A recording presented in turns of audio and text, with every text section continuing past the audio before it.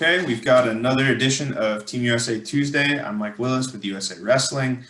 Today we're joined by the men's freestyle national team coach, Bill Zadick. Coach, how are you doing today? I'm doing great, Mike. How are you? I'm doing pretty good. I've got Good. a list of questions here. I'm sure that people are curious to know. Are you ready to jump into it? Yeah, man, let's talk some wrestling. All right, let's do it. Well, first, we're going to start you off easy. Not wrestling, but Okay. we'll see. Favorite movie? Ooh, man, this is it. It's very hard for me to pick just one. I kind of have favorites within genres, and like Secretariat could be my favorite all-time sports movie. Absolutely love it. I love the fact that it's true story, and even though it's a horse, I think God's power and what He did in that situation was awesome. And I grew up in Montana and in the West, and I'm kind of partial to that. So I like a lot of Clint Eastwood and John Wayne, and but of course some of the newer quote unquote Western stuff like Tombstone. My brother and I, when we were living together, we used to watch Tombstone all the time and literally could recite every line of every scene in the entire movie. And I know my brother probably still could. And so if I call him up or just shot him a text with a Tombstone quote, I know he'd fire right back and know exactly where it's from. So, yeah. Out of curiosity, have you seen The Man from Snowy River? Yes. Yep. So Yeah, that's a great movie. It's a classic. Lots of good adventure and some great horse riding in that, and some beautiful scenery, right? that's Linland's favorite movie. So I wanted to see if across the national team coaching, we had two coaches. Yeah. No, honestly, one of my favorite movies when you talk Westerns is a made-for-TV movie is Lonesome Dove. Don't know that one. So, man, that's a great movie. It was Robert Duvall and Tommy Lee Jones, Robert Ulrich, and Diane Lane. I mean, it's just all-star cast from top to bottom. Ricky Schroeder's in it, and it's a epic saga of this group of Texas Rangers who they take a herd of cattle from Texas and they migrate and move the cattle to Montana and then back. It's like a 6-hour movie. So yeah, it's good.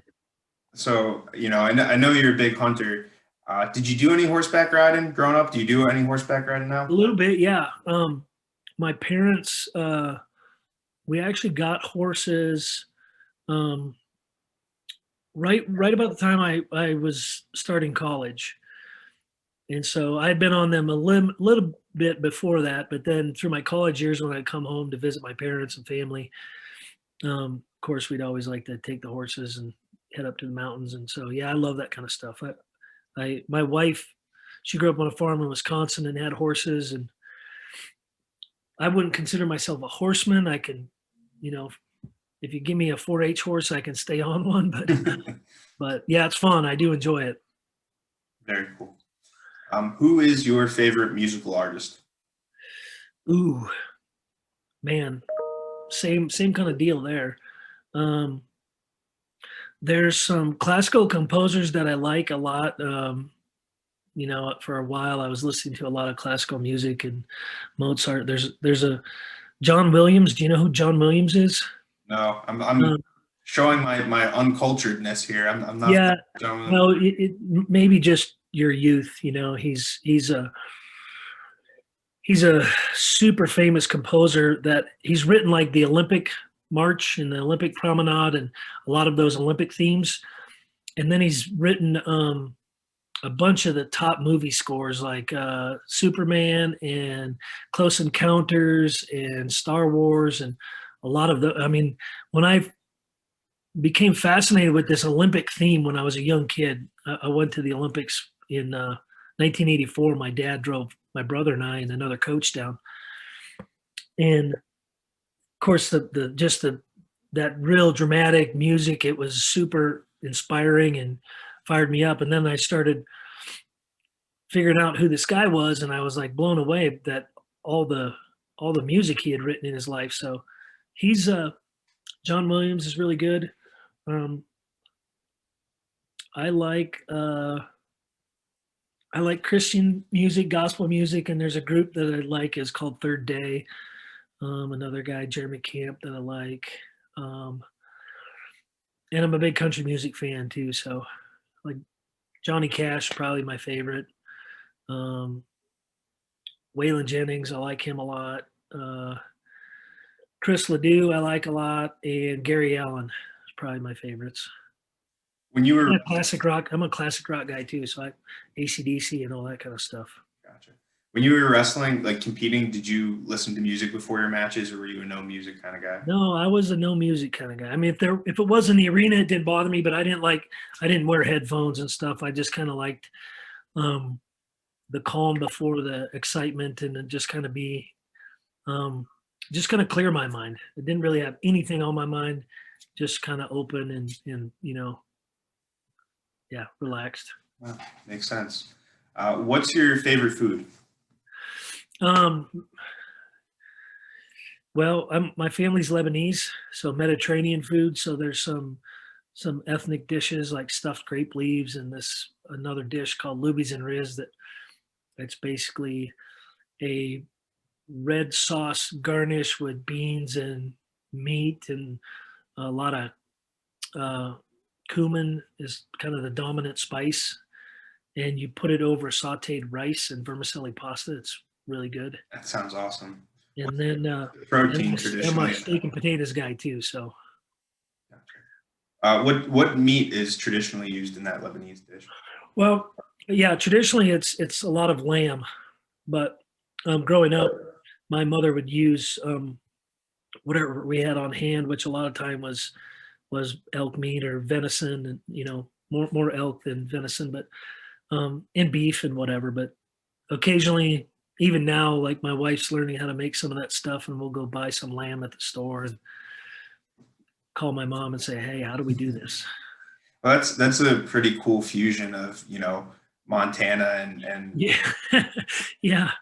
my wife's Italian, and her side of the family, there's some big hunters, and they do venison meatballs, spaghetti and meatballs. And Oh yeah. so that's really good. So I can imagine that your dish was probably pretty. Yeah, with and it's becoming more and more popular. All this just clean food, right? Clean food sources and organic food and venison and wild game. It's wild, free range. No hormones, and of course um, most of it is super super lean. So they're really healthy meats and have great flavors. And so yeah. What's the most adventurous dish you've tried overseas? Oh man. Well, some of the places that we've gone in the Far East, like when you get to when you get out into Russia, everybody thinks like Siberia is like way out there, and it's Siberia is actually kind of in the middle. And then what they call the Far East is like north of Japan and right across the water from um, Alaska. So you get into Yakutia, Baradia, and those areas, and it's pretty that it gets pretty adventurous there. You know, they have of course super harsh winters and not a long growing season, so not a lot of agricultural products as far as vegetables, and I mean there are, but it's limited, and just the types of animals that can be grown for ranched or raised for meat products have to be pretty hardy. So I don't know. There's tripe. I don't know if you've ever heard of tripe. It's That tongue? it's actually intestine. Testing. Oh, okay. Horse No, intestine. I've had tripe tacos before, actually, believe it or Yeah, not. I knew it was something not conventional. But, yeah, yeah. It's a little different. I mean, you go to some of these tournaments and then they want to have a little banquet or whatever afterwards, and they serve something traditional for the what's indigenous to the region, and you want to be respectful and partake in their customs and whatever. Sometimes it's a little challenging, but that's probably one of the, when you see some intestine on a plate and there's still grass in it, it's kind of hard to it's kind of hard to get an appetite for that. But I can imagine. Uh, so, do you have a favorite sport to watch besides wrestling? um, wow, not really, to be honest. Surprisingly, I'm not a huge sports fan outside of wrestling. I can watch, all day and all night, and but I'm more of kind of a camaraderie type person. So if my friends or my family or the people that I'm with, if they're watching, you know, football or watching basketball or something like that, I can get into any of that stuff. But um, yeah, a little bit MMA just because we know so many people in that world. I still don't follow the sport as probably on a whole as much as I follow the individuals, but yeah, Yeah. How about growing up? Did you play other sports besides wrestling? I did. I kind of did everything. I did. I played soccer and baseball, like t-ball, until it got up to like fast pitch, and played a little bit of fast pitch. Um, I went to a Catholic school, and I was involved in all the stuff at the Catholic school. I was on the basketball team. I was on the football team. Um, in junior high, I ran track, and well, I wasn't real fast, but I did like the pole vault. I did kind of the stuff I thought was fun, and up till I got to about high school, and then I kind of decided I wanted to specialize, and I knew I was always a wrestler. I was just doing the other stuff for fun, but I ran cross country for 2 years in high school, and then after that, I just focused on wrestling. Gotcha. This question might be tough to answer, given that you're the national team coach. But who is your favorite wrestler to watch compete? Mike Zadick. Fair. How about outside of family members?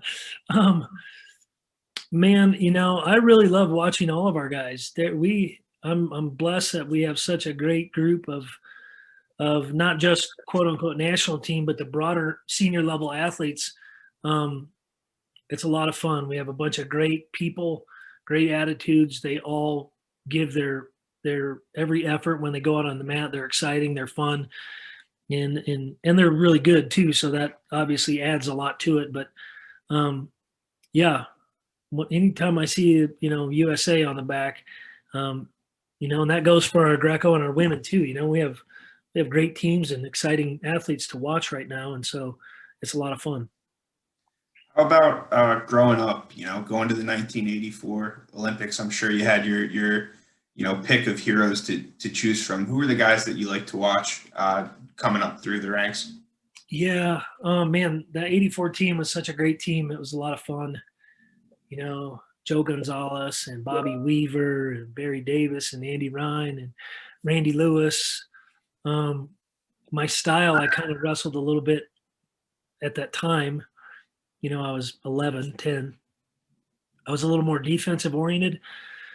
And so Randy Lewis was really fun for me to watch because he did some things that I like to do.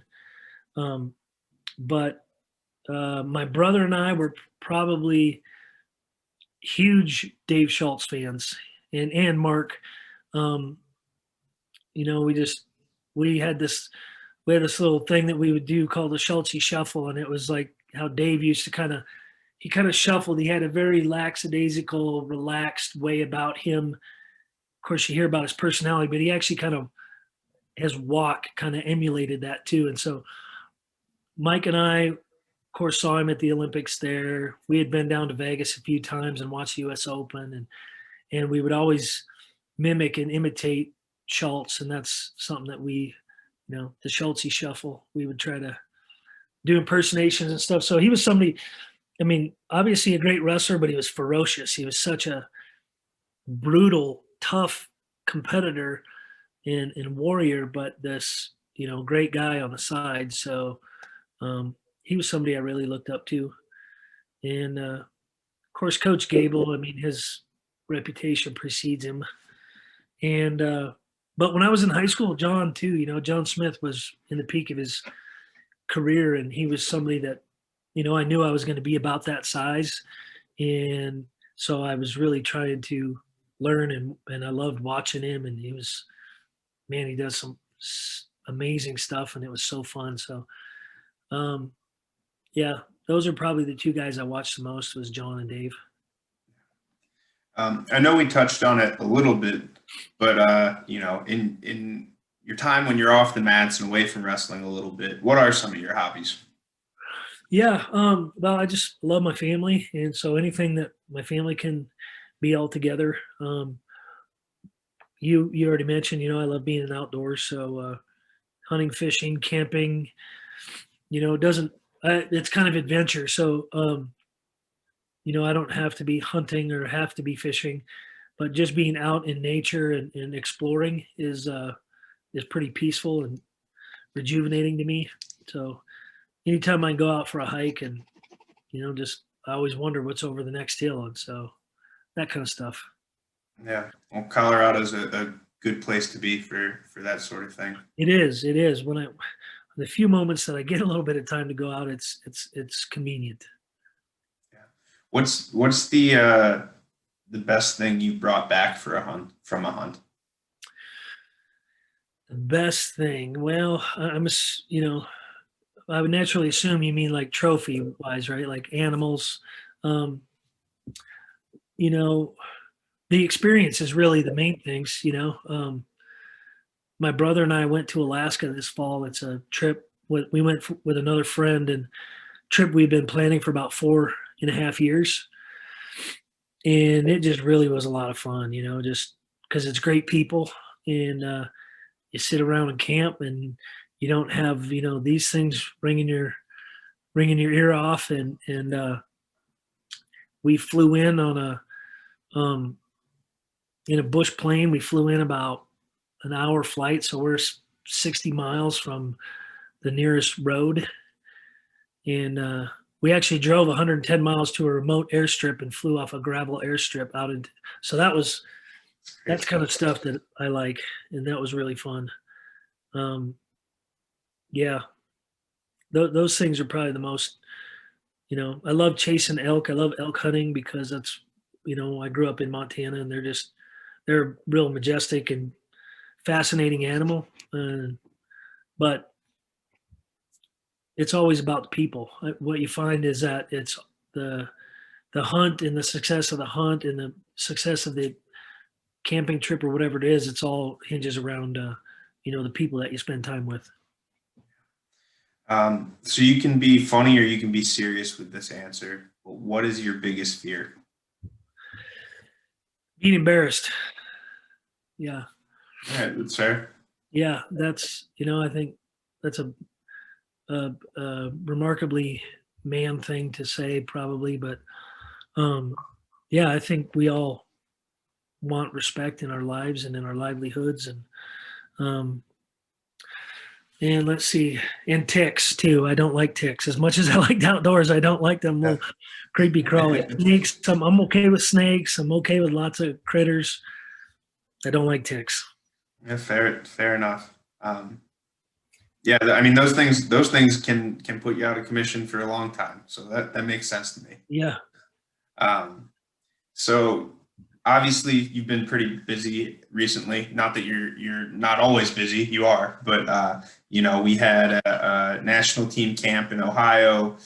We had the Henry Deglaine in Nice, France. You were at both of them. Yeah. What were the past couple weeks like for you and for the program? Yeah, exciting and good. We've our first national team camp since quarantine and the pandemic has shut things down, and our first international competition in the same time also. So both really positive steps, just from a 30,000-foot view, but both of them were really successful too. And so, first and foremost is we had training camp and we went to the competition, and everybody that participated in both, we stayed healthy and safe, and that's really important, and allows us to, springboard into new and additional opportunities. Um, I was the only coach, just from a logistics perspective. We decided we would only send one coach to France, and so Coach Jackson and Coach Russell stayed back and ran the training camp in Ohio. And Coach Russell actually invited our president, Bruce Baumgardner, and I spoke to Bruce on the phone a few times, and he was able to come down and share and be around the camp and the athletes, and he even got on the mat and taught a little bit. And so they did a great job running that camp, and it was really fun and exciting. And then of course, the Henry DeGlon, um, being the only competition going in January, it really consolidated a lot of talent. So, you had the number one squad from Azerbaijan, the number one squad from Georgia. You had some Belarusians there, some Italians, and then a whole smattering of quality individuals from all the European countries. So it really made it a great competition. And our athletes went and performed, pretty well. I know, we had 4 golds, a silver, and 3 bronze, and a fifth. And so out of 9 athletes, everybody wrestled for a medal, um, and did really well. Of course, always have a few adjustments to make, but really healthy opportunity for us to see where we're at. You know, maybe we're in a little better position than we even thought we might have been. There's always some question: are Europeans a little more open or have a little more access to training and than we did? And I think it answered some of those questions. And then of course, we were pretty successful and brought some hardware home, and everybody stayed healthy, so it was good. Yeah. How significant is it that those senior level guys that are kind of gearing up for the Olympic runs again have the ability to get some international matches in? Because they could compete domestically on the cards that have been Yeah. happening. They could have gone to senior nationals, but what is it like? Getting on a flight, going overseas, making weight, and being ready to roll with those guys. Yeah, no, that's a great question. Really important points is that kind of the ritual of that international travel. And it's when you have to fly 8 or 10 hours outside your time zone, there's a physiology adjustment in the demand. And so you're kind of putting yourself in an adverse scenario, and just to see how you respond and recover, and how do you handle that adversity? Can you look at it with a smile and step into it and say, hey, yeah, I'm accepting this challenge? Or you know um, sometimes you learn some things about yourself that what, this didn't go quite the way I wanted, and why is that? And can I make this adjustment to improve the scenario or improve my reaction to it um, in the future? And of course, any matches are great, and these card events that have been happening are really positive. Um, but in a tournament format, you're wrestling 3 or 4 matches in the same day, a little bit of a different metabolic demand that is more similar to what you're going to see at the Olympic trials and the Olympic Games. So, Olympic Games with roughly a 16 athlete bracket, you're going to have most likely 4 matches to win the gold, 3 on day 1 and 1 on day 2. And so it mirrors that a little bit better and closer, and gives us some real valuable information and feedback to make adjustments. Yeah, absolutely. So speaking of the cards, one of the biggest domestic matches of all time, if not the biggest, Jordan Burroughs versus David Taylor went down a couple weeks ago. Yeah. What were your thoughts on that? And just the fact that we can have 2 world champions going at it for an exhibition, and hopefully bringing some fans in. Yeah, I probably have a little bit different perspective than a lot of folks, but um, because I work with both guys, and I respect both of them, and I care for both of them, and I know how much they put into their careers, right? And so it's kind of all in quote unquote fun, except there are no such thing as fun matches. I mean, there are, but all of them really should be. But yeah, I don't love seeing our guys compete against each other a whole bunch because of the things I just mentioned, right? I care about both of them, and I always want to see our guys all be successful. Um, but in this environment, I think it was a really a good thing. I mean, obviously the promotional value of it's really high, and it creates a lot of attention, and it gives our fans and our athletes something to look forward to, right? It gave, for David and for Jordan, they're consummate professionals, so they're not taking that match lightly. They know what stands across from them in both perspectives. So it's good for them, right? It elevated their game to rise to that challenge. So it's good, but yeah, I don't really love the idea of us showing the rest of the world how to beat on each other, right? We can go that's for the rest of we go compete with Europeans, and obviously we have to wrestle each other, a fair amount through our trials procedure, but we do a lot of that in college, right? And so that's why once we get to the senior level, per your last question, the international competition has a little bit different feel and becomes super important for that reason. So we make the adjustments to where we're going in the World Championships and the Olympic Games. But yeah, exciting, fun match. I'm really glad that nobody got hurt. That's kind of my main deal. That was going to be my next question because obviously as a wrestler you can't be too worried about competing and getting injured. But as a national team coach, when you see the guy that's sitting in the Olympic team trials finals at 74 and a guy that's considered a front runner at 86, are you doing any like fingernail biting or any of that stuff? You dang right, because you know how competitive those guys are, right? And so when you put two stallions in a competitive environment like that, um, are they going to have the presence of mind? And it's really not presence of mind. It's just you're doing what you got to do in the moment to wrestle, and you're being smart and protecting your body always. But things can happen, and of course, it doesn't matter who. You always hate to see that happen, and so you know, I think about that every day when we're in training. Every day in practice, we watch the room like a hawk, and we're trying to read the room and make sure that we're making the right adjustments. Especially if we're in a volume phase, and making sure that guys aren't getting fatigued to be on the point that's healthy and safe, and not having any kind of injuries. So anytime we come through big matches or big competitions or big training camps and everybody's healthy, then that's a win. So, what do you think is your favorite aspect about your job, and what do you think is the most challenging aspect of your job? Um, the relationships is the answer for both.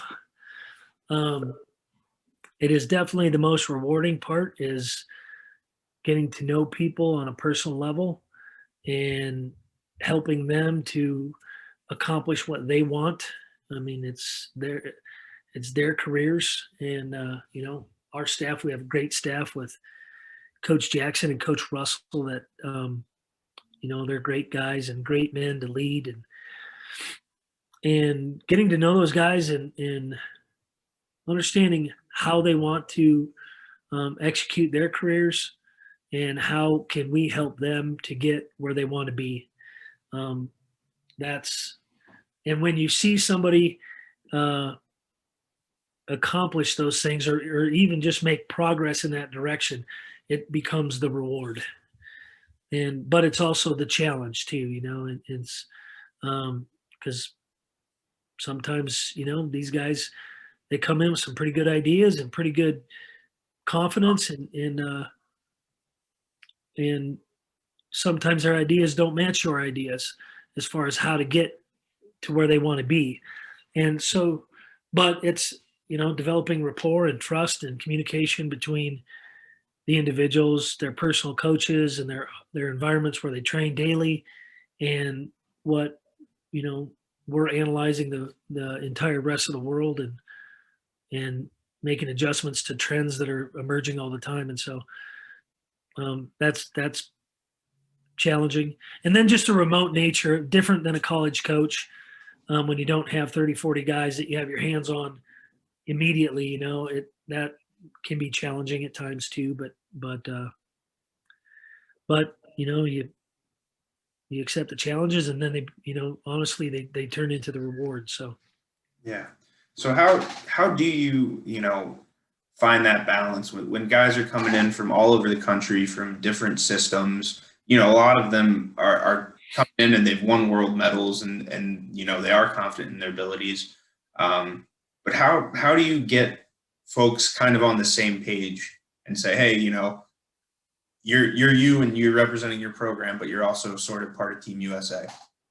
yeah, well, we just talk about it. We talk about it openly, and we I think there's a mutual understanding amongst our staff and our athletes on what we expect of ourselves and what we want to accomplish, right? And so I think that is the first step, and then just continuing to re-emphasize those things and re-look at those ideals of you know and then just being open and honest with people. I think when you're working with one guy at a weight, and the guy that has to beat him or he has to beat is watching you, from the other side of the room, they know that, okay, well, I'm not going to go over there and say, well, this is how you're going to beat Mike Willis.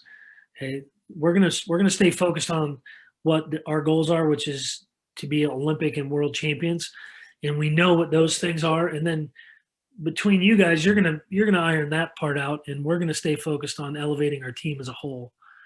And so, yeah, but it's a delicate balance, and you have to be thoughtful of that every day, and in your word choices, and how you work with people, and what time of year you work with people, and all that kind of thing. It is part of it.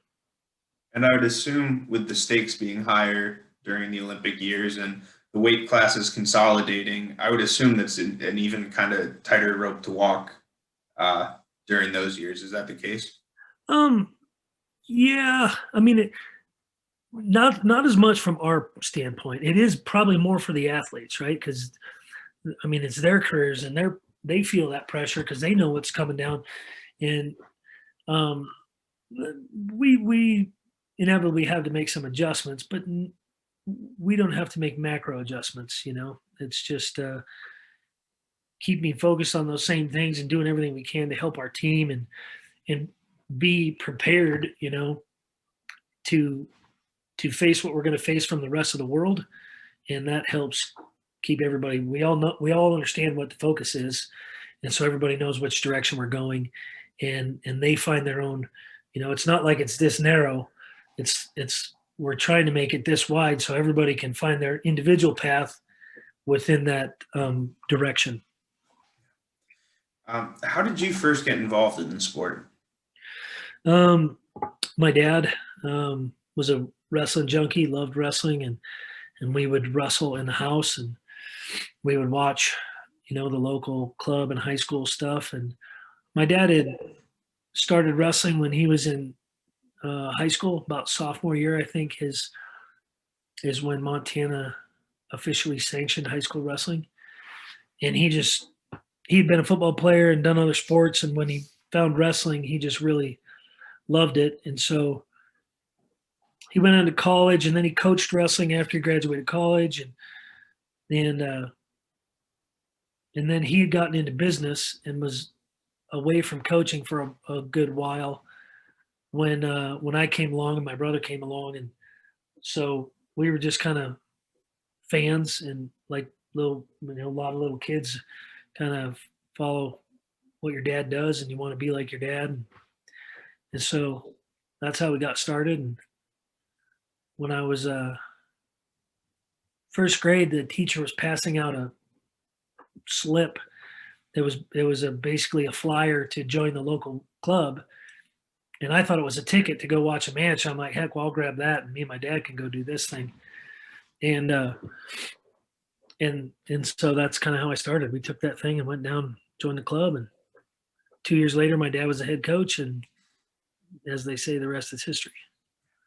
So were you and Mike both all in immediately? Was it like a, yeah, I love this and I want to do this, or was it No, focusing? not both of us. I was immediately.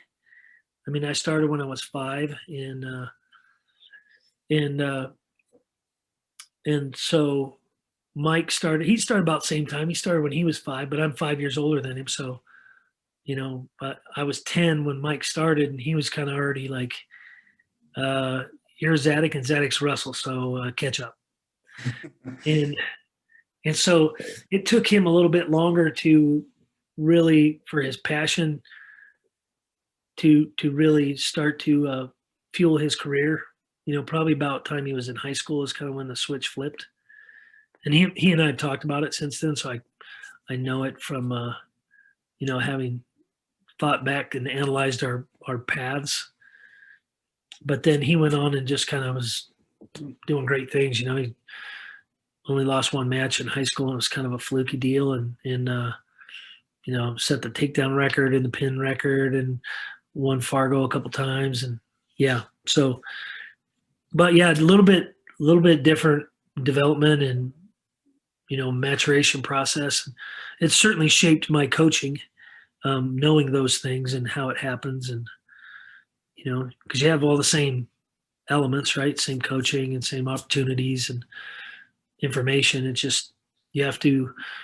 We as administrators and leaders have to be mindful of allowing that process to be open to where somebody can, we're not driving them out of the sport before they've had a chance to light their own fire.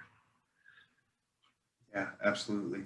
Were you, being the older brother, were you cognizant that Mike might be watching you or that you had to set an example for him? Or were just on your own wrestling career, and then if Mike learned something, good. Yeah, yeah, yeah, for sure I did. And sometimes I took that responsibility the wrong ways. I thought, well, when he wasn't so sure of himself, I thought it was my job to maybe toughen him up, and you know, had a young and immature means of, well, I'll just beat on him a little bit and that'll toughen him up. But yeah, I felt some of that. And then as I got older, of course, and matured and realized, okay, well, this is what real leadership means, and learned it from watching my dad, because he was a great coach and mentor, and other coaches that were around us, Denny Campbell and Floyd Vaughn and Jabby Young and Mark Sprague. And I mean, just really had a lot of really good leadership that helped me to be a better leader. Um, and I probably really can't answer that. You'd have to ask Mike and see if I did any good or not. But What do you think the best piece of advice you've received in your career has been, or one piece of advice that kind of stands out to you after all the years? um, man, there's so many important, just little grains of wisdom that you know God puts the right people at the right time in your path, and so there's a lot of it. I would say that early on, my dad, he instilled kind of a learning mindset with us, that we were always um, open-minded to information, and try to mine little pieces of wisdom from everyone that we came in touch with. And then along with that, though, is also trusting yourself. I mean, because a lot of people are going to have a lot of ideas on how your career should go, and this, well, you should do this way, and you should do that way. And it's good to listen, but um, as much as you listen, you need to ascertain for yourself. You need to listen to your own heart and your own voice, and figure out, okay, what is it that I want? What do I want out of this career? And how, with the information that I've been given, how do I want that to look, and how do I go about doing that? And so I think those are really important. Yeah. So, similar question. Again, you kind of guide senior athletes and give advice to senior athletes on a regular basis, part of your job description. What advice would you give to somebody that's just starting out in the sport and maybe lacing up their shoes for the first time? Um, yeah, that's a great question, and it all comes back to kind of what I said before is know yourself. Take the time to know yourself. Um, but the first thing is enjoy what you do. You got to love it. I mean, it's wrestling is too difficult, and anything at the highest level, if you want to be successful, is going to be too. It's going to be too challenging to do it out of duty instead of out of passion. So you got to be able to find something that you love to do, and I know it's cliche, but you do it so well that people will pay you to do it, and then just but that's an easier said than done, right? You got to play games, and you got to keep things fresh and interesting, and you got to find ways to um, reignite that passion and fuel on a daily and weekly and monthly and yearly basis.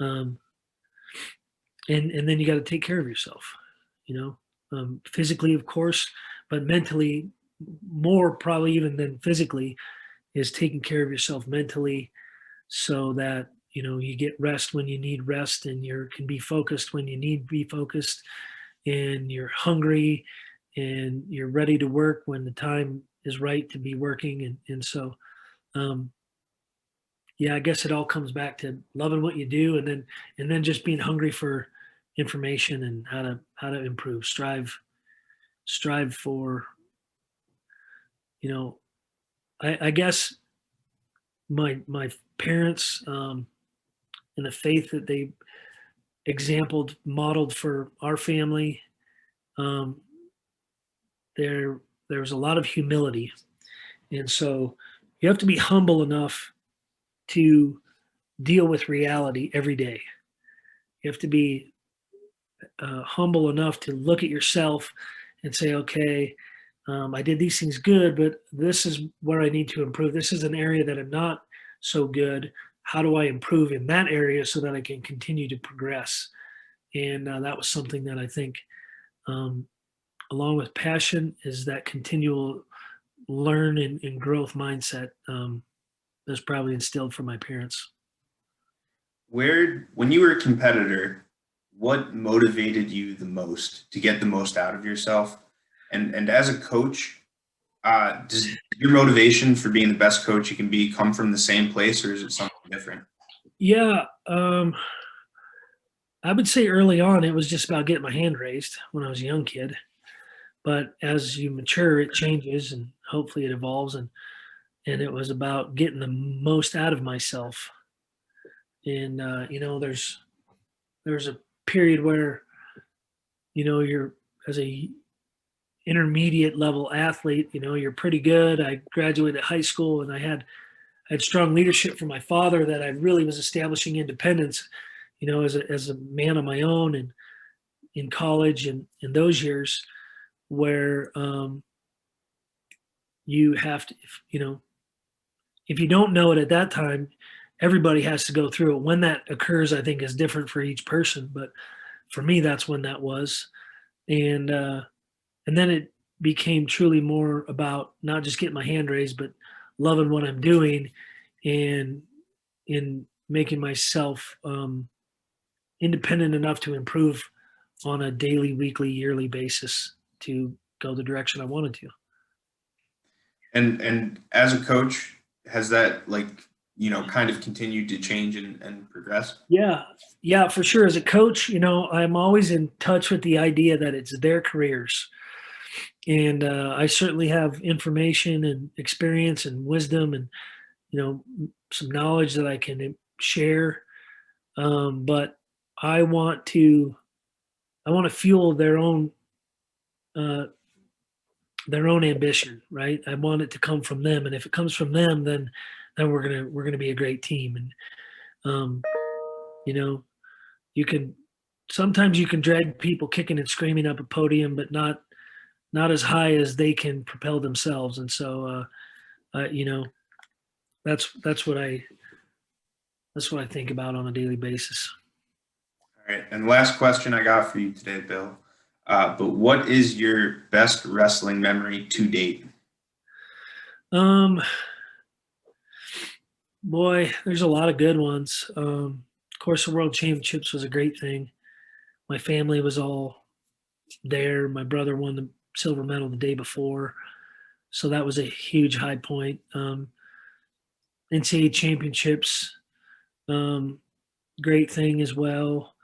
Winning a four-state title was a big thing.